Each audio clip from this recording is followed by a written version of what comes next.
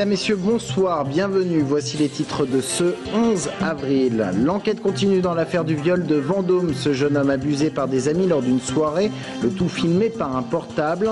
C'est le mutisme complet du côté du parquet de Blois qui a, je vous le rappelle, mis en examen 4 lycéens. Un des avocats accepte cependant de parler. Les jeunes séduits par Marine Le Pen, 26% des 18-24 ans la placeraient en tête des intentions de vote, juste devant François Hollande et loin devant les autres. Nous sommes allés à la rencontre de ceux qui ont pris la carte du parti, des jeunes en partie séduits par le discours anti-système de la présidente du Front National. Et puis du cyclisme et l'ouverture du Tour du Loir-et-Cher. 170 coureurs sont partis ce matin de Blois pour une première étape de 186 km. Et à l'arrivée à Nouan, le fusilier, c'est un Néo-Zélandais qui a remporté le sprint. On commence donc ce journal avec un accident de la route à Savonnières ce matin qui a fait un blessé grave, une femme motard. Elle est entrée en collision avec un fourgon sur la départementale 7. Selon les premiers éléments de l'enquête, elle aurait tapé le côté du fourgon alors que celui-ci était en train de tourner sur une route. La victime a été emmenée à l'hôpital Trousseau dans un état grave donc. Un homme de 25 ans impliqué dans l'altercation au couteau de la rue Charles Gounod à Tours a été présenté en comparution immédiate aujourd'hui au tribunal correctionnel de Tours. Il a écopé d'une peine de 18 mois de prison dont 6 mois fermes. Il a été transféré à la maison d'arrêt de Poitiers. Il était accusé d'avoir donné un coup de couteau à un homme de 28 ans dans le bas du dos. Et du coup, on en sait un peu plus sur les circonstances de ce fait divers. Les deux hommes étaient ensemble chez un ami lundi après-midi. Alcool aidant, une rixe a débuté. C'est dans la rue que les coups de couteau ont été donnés. Celui qui comparaissait aujourd'hui présentait une blessure à la cuisse, mais les enquêteurs pensent que l'homme s'est infligé lui-même cette blessure. Je vous propose d'écouter son avocate qui réagit à sa condamnation donc de 6 mois fermes de prison. Le tribunal s'est prononcé en fait en s'appuyant sur des attestations qui ne permettaient pas, à mon avis, de retenir la culpabilité de mon client puisque ce dernier avait agi uniquement en légitime défense pour avoir reçu précédemment des coups et n'avoir donné un coup de couteau que pour s'extraire de l'emprise de son agresseur. Je pense que le tribunal a plus jugé mon client sur l'existence de son casier judiciaire, sur le fait qu'il avait déjà eu des précédents, des condamnations et non pas sur uniquement les faits reprochés aujourd'hui. Propos recueillis par Brian Bock. On en vient à la politique et à cette étude CSA qui place en tête Marine Le Pen dans les intentions de vote des 18-24 ans, la candidate du Front National qui devance d'1 point François Hollande et largement les autres candidats. Alors les jeunes séduits par le Front National, c'est apparemment une réalité. Pourquoi? Élément de réponse avec Anaïs Michaud. Des refus de ce genre, les jeunes FN doivent y faire face très souvent.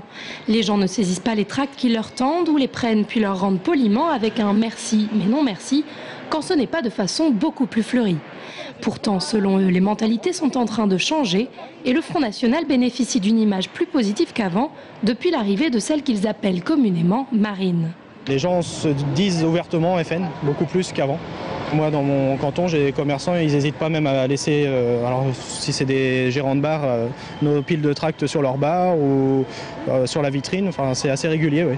C'est l'effet Marine, oui. On avait dit qu'il y a une vague bleu marine et la vague elle continue d'être là, quoi. Et ce sont donc en priorité les jeunes qui surfent sur la vague bleu marine. En Indre-et-Loire, on dénombre 60 encartés entre 16 et 30 ans, à l'instar de Dimitri, qui s'est engagé fin 2010. On a un chômage qui est énorme, une dette qui grimpe de plus en plus et nous les jeunes on arrive sur le marché du travail avec un chômage 20% chez les jeunes et donc pour moi le seul parti qui répondait à ces questions-là et même pour les jeunes, en général qui veut donner la priorité aux Français, c'est le Front National et c'est Marine Le Pen. Depuis, Dimitri milite dans la rue bien sûr, mais aussi auprès de ses camarades de la fac d'histoire. Une véritable mission qu'il s'est donnée puisque traditionnellement les étudiants ne sont pas frontistes, ou du moins selon lui, ne le savent pas. Il y a beaucoup de jeunes en fait qui ont les mêmes idées que Marine Le Pen mais qui ne se rendent pas vraiment compte que c'est pour elle qu'il faut voter. Donc c'est pas vraiment convertir en fait ce que je fais. C'est juste leur montrer, les informer, leur montrer, regardez son programme, regardez vos idées et si vous voulez voter en accord avec vos idées, c'est pour son programme. Certains termes dérangent, les jeunes militants n'aiment pas par exemple que l'on dise que Marine Le Pen représente l'extrême droite ou qu'on les taxe de racisme. Alors, réalité ou préjugé, rendez-vous le 22 avril pour voir si l'image du FN a vraiment évolué. Et à une dizaine du jour du premier tour des élections présidentielles, la campagne électorale se fait également du côté des librairies. La plupart des candidats ont sorti leur ouvrage et puis il y a les publications politiques. Tous ces livres se vendent plutôt bien en ce moment. Jérôme Alain. Actuellement, avec pas moins de 150 références d'ouvrages politiques. Depuis 3 mois, les sorties se multiplient. Et en tête, c'est Jean-Luc Mélenchon et son « Qu'ils s'en aillent tous » qui vire en tête. Au niveau national, il s'est déjà vendu à quelques 120 000 exemplaires. Dans 2 librairies de Tours, le programme du Front de Gauche est lui aussi en tête des ventes parmi nombre de publications. Une chose est sûre, les électeurs s'intéressent aussi aux écrits ou biographies des candidats présidentiables. Certains se vendront mieux que d'autres ou se vendent déjà mieux que d'autres, dû à une actualité politique ou médiatique passée à des émissions de télé ou de radio, ça joue aussi beaucoup. Mais en tout cas, ils sont tous présents sur la table et il y a un petit peu de demande évidemment. Dans cette librairie des Deux Lions, on retrouve également tout un rayon consacré à l'élection, mais de façon moins sérieuse. Bande dessinée, caricatures ou livres satiriques, la politique vue par les humoristes a aussi sa place, même si ces publications trouvent moins d'écho que les livres plus classiques, comme ceux des 2 candidats en tête des sondages. Un des premiers, ça a été celui de François Hollande, qui est sorti, qui a très bien fonctionné, qui fonctionne encore bien. Il y a celui de Catherine Ney, l'impétueux, sur Nicolas Sarkozy, qui fonctionne très bien. Il y a tous les livres de et autour de Mélenchon fonctionnent très bien. Et puis il y a aussi les livres qui sont autour, c'est-à-dire les livres autour de l'Élysée. Comme par exemple l'Élysée, coulisses et secrets d'un palais de Patrice Duhamel et Jacques Santamaria, ou 50 ans de vie politique signé Alain Duhamel. Et puis Stéphane Hessel et son Indignez-vous est toujours bien placé dans les ventes, près de 2 ans après sa sortie. Les écrits de Philippe Poutou, d'Eva Joly et de Nicolas Dupont-Aignan atteignent à eux 3 près de 6 000 exemplaires. Marine Le Pen et son ouvrage Pour que vive la France a déjà été vendu à 11 000 exemplaires. Alors même si certains ouvrages seront oubliés au soir du 6 mai, d'autres pourraient prolonger leur bonne vente selon le pourcentage de leurs auteurs obtenus au soir du 22 avril.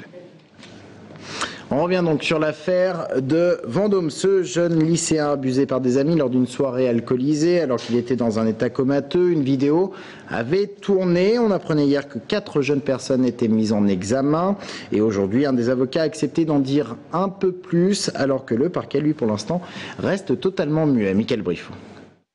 Plus d'une semaine après les faits, le scénario de la soirée reste flou.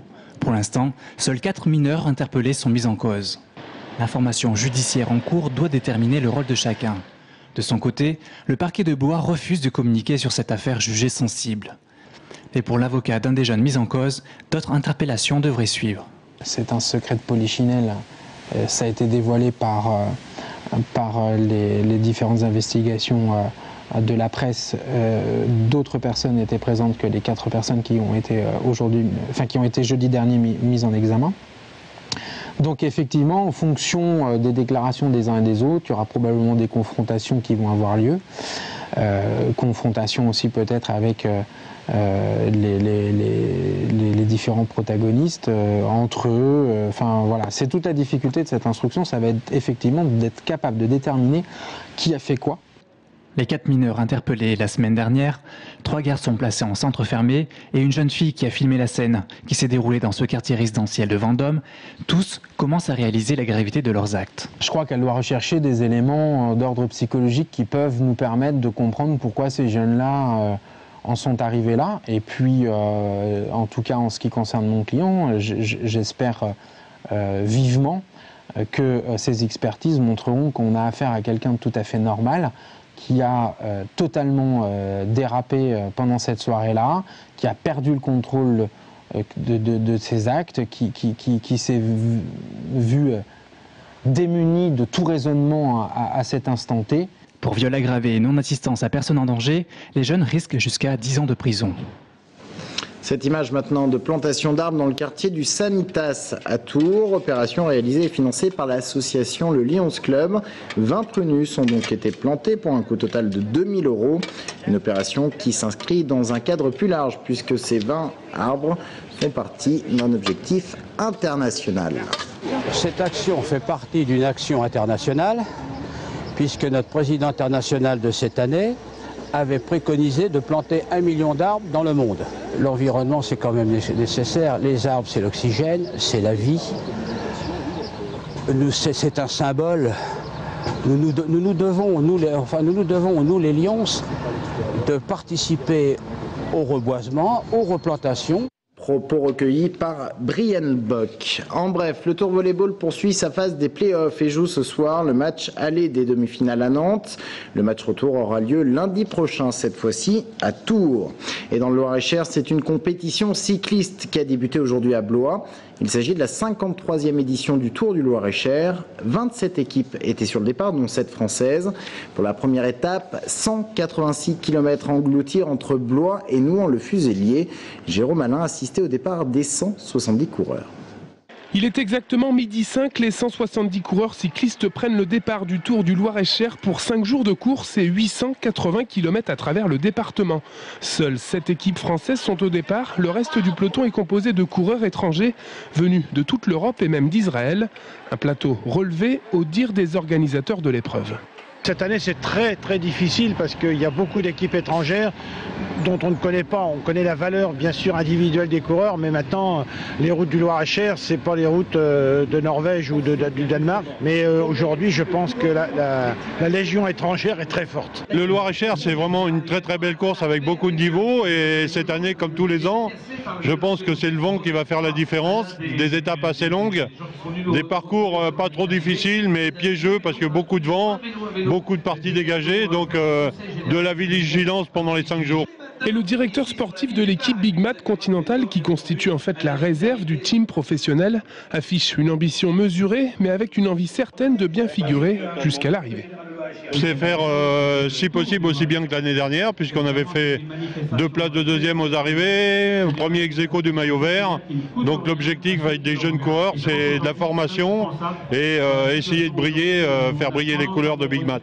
L'équipe du Cercle Gambetta d'Orléans est la seule formation de la région centre à figurer sur la liste des engagés. L'ancien coureur professionnel Médéric Klein n'en est pas à son premier Tour du Loir-et-Cher et espère bien faire un truc lors de ces 5 jours. Je pense qu'il y a un très bon niveau cette année avec beaucoup de nationalités, donc très relevé, donc ça va rouler très vite. Donc je pense qu'on va essayer de trouver une ouverture, en tout cas pour jouer une étape.